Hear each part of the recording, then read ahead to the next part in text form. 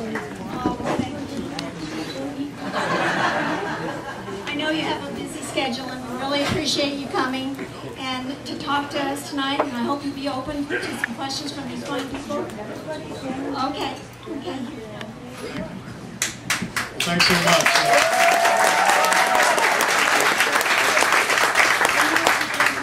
Okay, that's the end. Hey, I got to tell you, it really is a great pleasure and honor to be with you. When I pulled up here in the parking lot, I parked over in the grass. So hopefully, someone look out for a black Nissan Titan truck. If it gets towed away, please let me know. But I figured everyone was here for the national championship game, so go Butler. You know, it's been a great day for me. I have come all the way early this morning. I had a little event at noontime down in Key Largo. So also I probably have some state troopers that are looking for that Nissan truck as well. But, this is what I love about America. Being here with each and every one of you. And it was so interesting how my day got started. I don't know how many of you got to see me on MSNBC this morning. But I got to tell you something. The left is absolutely afraid of you.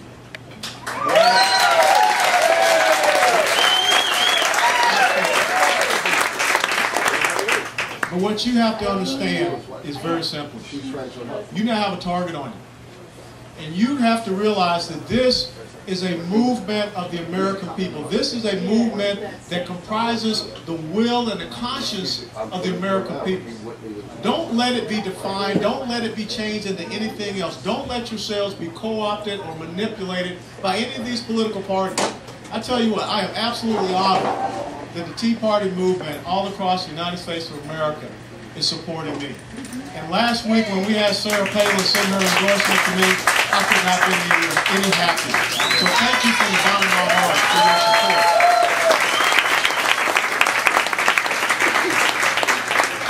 But what is important for you to realize as you go forth in this 2010 election cycle, which is the definitive and decisive election cycle for the future and the legacy of the United States of America, because we are in an ideological race for what will this country be.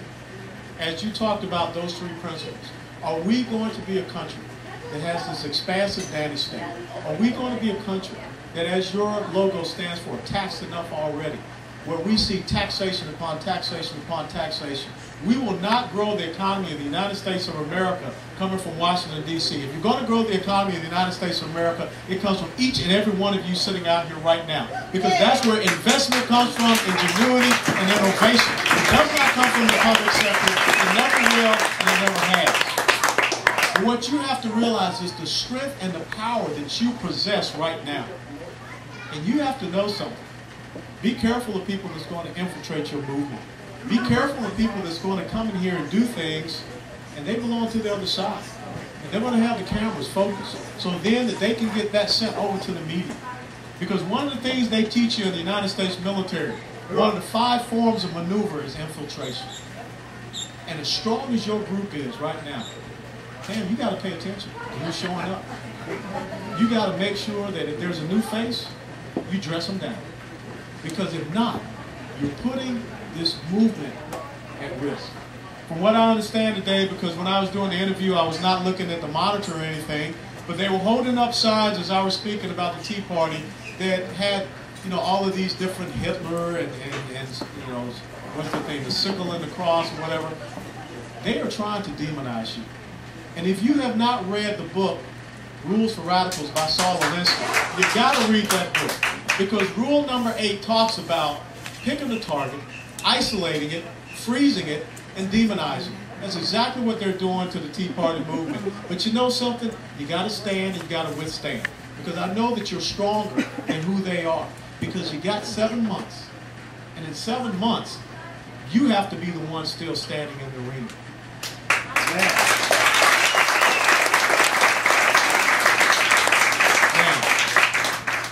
I'm sick and tired of people talking about race in America. Because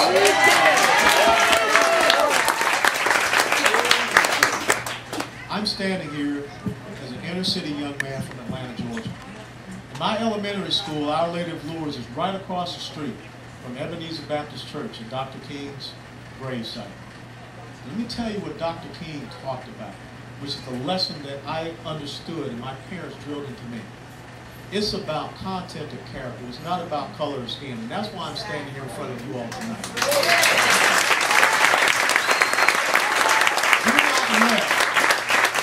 Do not let the liberal progressives hold you hostage because you're afraid of being called a certain word. If you believe in the principles that made this country great, if you believe in the indomitable will of the American people, do not let anybody try to make you uncomfortable in your skin and who you are by calling you a racist, because it's not about the color of Barack Obama's skin. It's about the policies. It is about the way that he was brought up. It is about his malicious narcissism and his hatred of the United States of America. And I hope you got that on tape.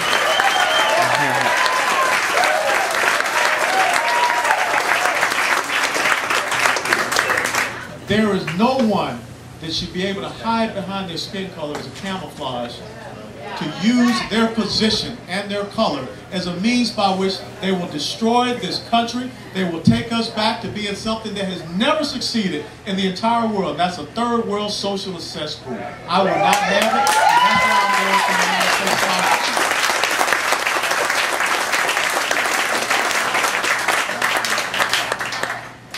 We can't give up on America.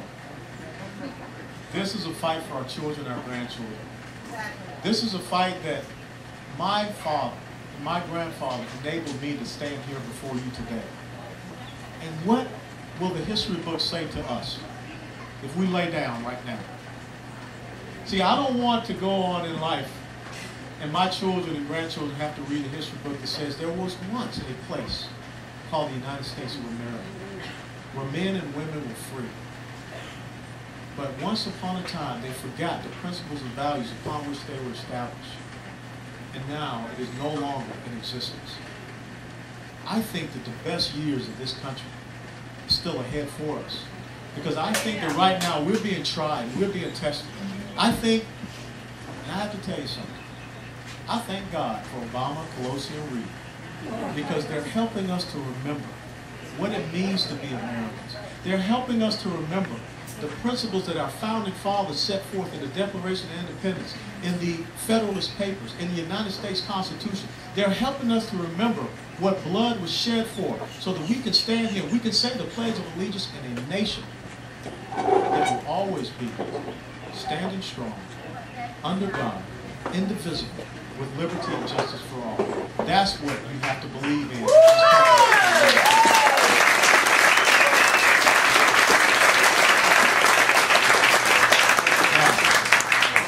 Talk about going forward. How many people here ever cornered an animal? What happens when you corner an animal? They're going to fight you. And you know something? There was a great Marine First Sergeant that taught me an important lesson. He said, if you ever find yourself in a fair fight, it's all because your tactics suck. I don't want to be in a fair fight. I want to understand what the liberal progressive legislative agenda is, and I want to beat them. And I want to beat them good. Because right now, the next thing they're going to throw at us is an amnesty bill. Because they are afraid of what's going to happen in November. So therefore, they've got to change the electoral base of the United States of America. And if they continue on, where they make more victims, more people dependent, more people as part of the entitlement class than there are producers in the production class, the country gets upside down. And all you have to do is go to a place called Western Florida, which is just west of me where I live in Plantation. And you see all of those people who left Venezuela, the production class. See, there's a reason why right now, the #1 bestseller out there is a book that was written in 1957 by a woman by the name of Anne Rand. But she talked about what would come about when the production class was pitted against an entitlement class. And that's where we are right now. And I'm not picking up and going to Galt's Gulch. I'm staying right here. And I'm going to fight for this country. And I'm not going to allow the liberal progressives to turn